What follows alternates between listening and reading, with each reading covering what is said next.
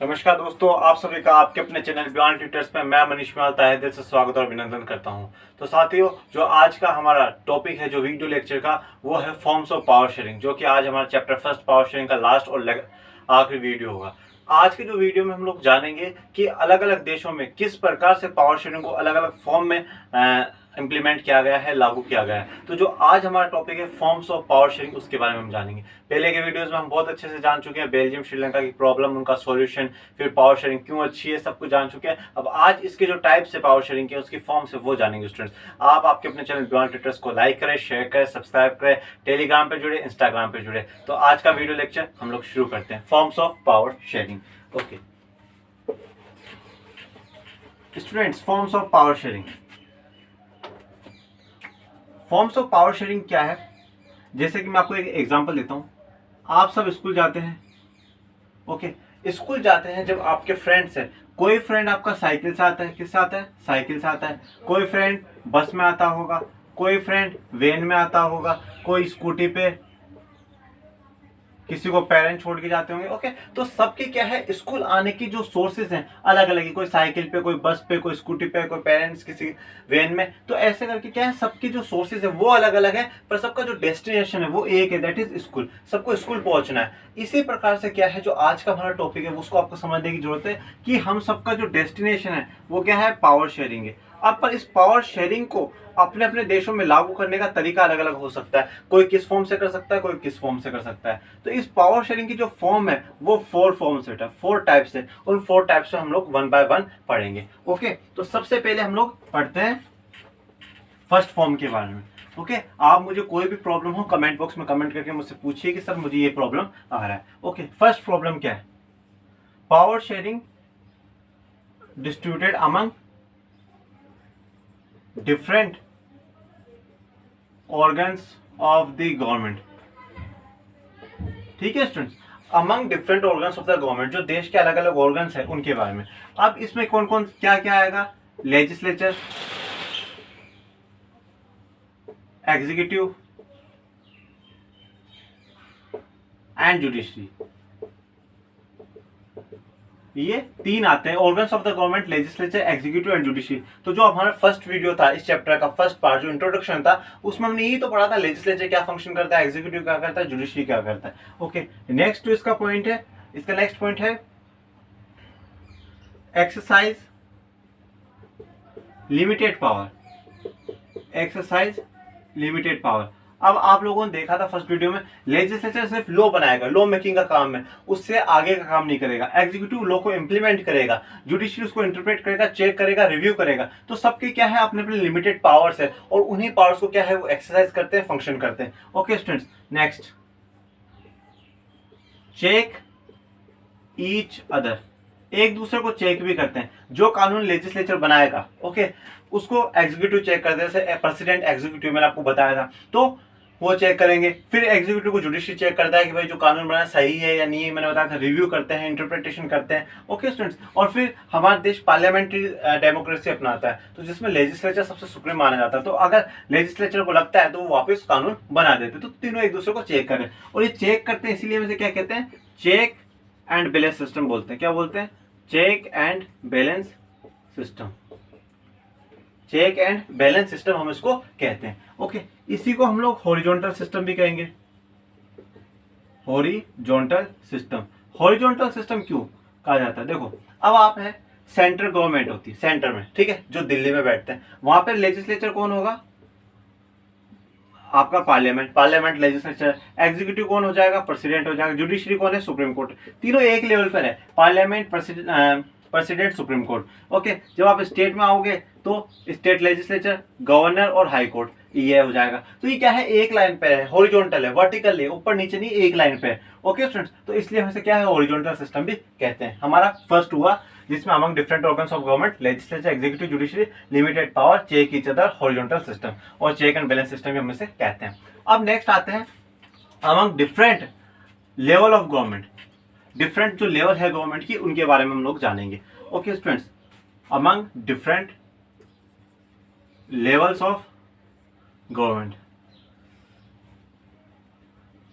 Among different level of government, okay.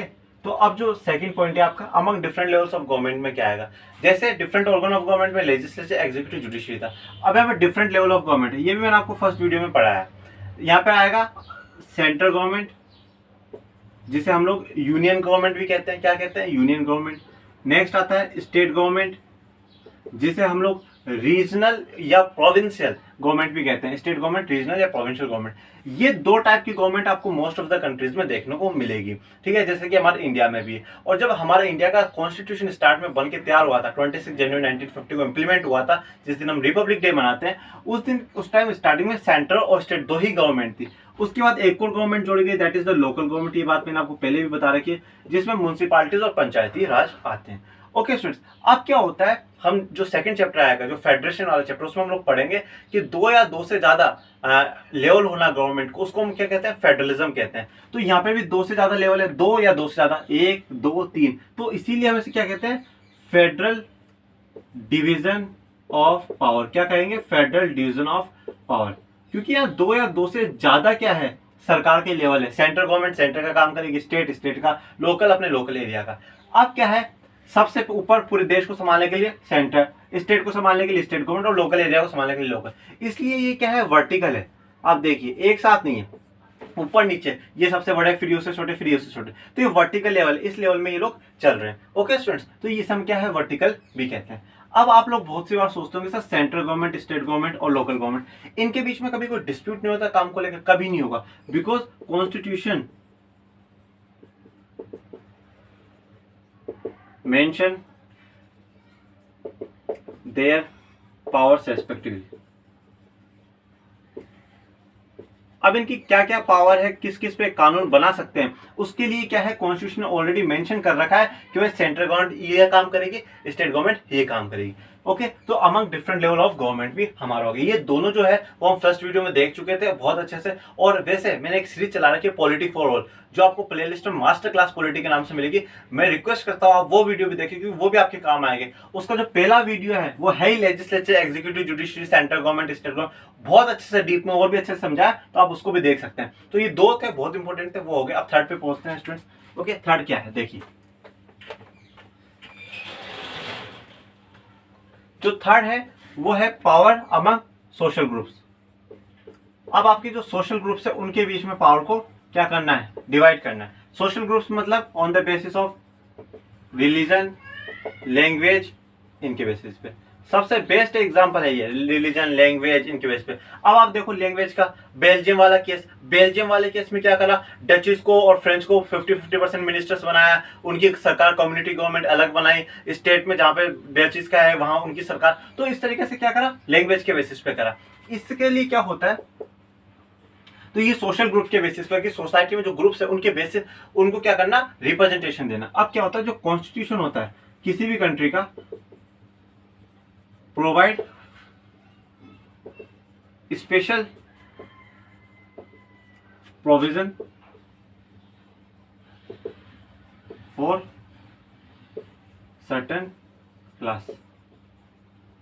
देखो, जो constitution होता है किसी देश का, वो क्या करता है कि वहां के जो कुछ क्लासेस है, कुछ जो सोसाइटी में जो कम्युनिटी है, उनके लिए कुछ स्पेशल प्रोविजन कर देता है, कि जिससे कि उनको कोई प्रॉब्लम नहीं है। अब आप देखो, बेल्जियम में उन्होंने 4 बार अमेंडमेंट करा, किस लिए? कि जो डचेस है उनको भी अच्छा रिप्रेजेंटेशन मिल जाए, और फ्रेंच है उनको भी अच्छा रिप्रेजेंटेशन मिल जाए। पर श्रीलंका नहीं करा। तो ये करा क्यों जाता है सर? कॉन्स्टिट्यूशन ऐसे स्पेशल प्रोविजन क्यों दे रहा है सर्टेन क्लासेस को? To improve representation, to improve representation. Simple सी बात है, उनका रिप्रेजेंटेशन सुधारने के लिए। आप इंडिया में देखिए, इंडिया में रिजर्वेशन है, SC ST को रिजर्वेशन दे रखा है, और बैकवर्ड क्लासेस को रिजर्वेशन दे रखा है। क्यों दे रखा है? कि उनका रिप्रेजेंटेशन सुधरे, हर जगह जो है उस कम्युनिटी के लोग पहुंच जाए, इसलिए। तो ये क्या है? कॉन्स्टिट्यूशन स्पेशल प्रोविजन का सर्टेन क्लास के लिए। ऐसे बेल्जियम ने करा कि 50-50% मिनिस्टर्स। तो ये क्या था? स्पेशल प्रोसीजर ही तो है, प्रोविजन ही तो है। तो ये क्या है? सोशल ग्रुप्स को पावर शेयरिंग करना, जिससे कि सोसाइटी में किसी प्रकार का वायलेंस ना हो। बेस्ट, बहुत बढ़िया। ओके, नेक्स्ट, और जो लास्ट हम लोग बढ़ते हैं वो पॉलिटिकल पार्टीज के लिए। Okay students, last political parties among political parties. अब आप देखो, जो पॉलिटिकल पार्टीज होती है, अब आप लोगों को पता है हर 5 साल में चुनाव होते हैं। लोग आपके घर पे वोट मांगने आते हैं, नेता बोलते हैं हमें वोट देना, हमें इस पार्टी को वोट देना। अब उस पार्टी का जो है हमें क्या फायदा होता है, पावर शेयरिंग में क्या फायदा होता है? सबसे first political competition, political competition. अब क्या होगा, कोई भी नेता हो, कोई भी मंत्री हो, कोई भी इंसान हो जो भी इलेक्शन कंटेस्ट कर रहा है, वो 5 साल में चाहे आपके पास आए या ना आए, पर वो जब चुनाव आएंगे तब जरूर आएगा। तो इससे क्या होता है, कंपटीशन होता है कि भाई अगर मैंने इन 5 साल में अच्छा काम नहीं करा तो ये लोग मुझे अगले साल वोट नहीं देंगे। कंपटीशन है, ये इसको नहीं इसको वोट दे देंगे। और आपको पता है एक इलेक्शन में कितने लोग खड़े होते हैं, ए बी सी डी, कितने लोग खड़े होते हैं। तो हमारे पास क्या है, चॉइस है, कंपटीशन है इन लोगों के बीच में कि भाई ये इसको वोट दे देंगे इसको। तो इसके चक्कर में क्या अच्छा काम होता है। तो पावर शेयरिंग में पॉलिटिकल पार्टीज का भी बहुत बड़ा रोल आ जाता है। ओके, पहला है political competition. Second, power not in one hand, एक हाथ में पावर नहीं रहेगी। सबसे इंपॉर्टेंट चीज है, कभी एक्स पार्टी जीत जाएगी, कभी वाई पार्टी जीत जाएगी।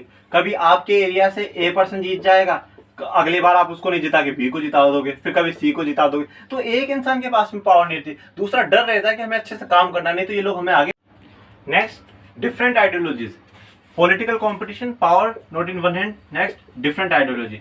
हम लोग ये लोग देखते हैं कि भाई हर जो पार्टी होती है या हर कोई पॉलिटिकल लीडर होता है उसकी आइडियोलॉजी अलग अलग होती है। कोई पर्सन किसी के लिए वर्क करने की सोचता है, कुछ का कंट्री को आगे बढ़ाने का जो तरीका है वो अलग है, किसी का कुछ अलग है, सबकी आइडियोलॉजी अलग है। तो इसका भी जो बेनिफिट है पावर शेयरिंग में होता है कि सभी आइडियोलॉजी के लोग वहां तक पहुंचते हैं और मिलजुल के काम करने की कोशिश करते हैं। नेक्स्ट, जो लास्ट और अभी जो बहुत अच्छे से काम कर रहा है दैट इज कोएलिशन। कोएलिशन का मतलब होता है स्टूडेंट्स, दो या दो से ज्यादा पार्टी एक साथ मिलकर अगर सरकार बनाती है वो कोएलिशन, उसे कोएलिशन गवर्नमेंट कहते हैं। और सिंपल जो कोएलिशन होता है वो क्या होता है, चुनाव से पहले दो या दो से ज्यादा पार्टी मिलकर एक साथ आ जाती है और एक साथ चुनाव वो लड़ते हैं, तो उसे हम क्या कहते हैं, कोएलिशन कहते हैं। तो ये भी पॉलिटिकल पार्टी में पावर शेयरिंग का ही एक फॉर्म है। ओके स्टूडेंट्स, आप आपके अपने चैनल को ज्यादा लाइक करें, शेयर करें, सब्सक्राइब करें, इंस्टा पे जुड़े, टेलीग्राम पे जुड़े। अब सेकंड चैप्टर फेडरेशन में आप लोगों के लिए लेकर आऊंगा। जब तक के लिए थैंक यू, धन्यवाद, जय हिंद, जय भारत।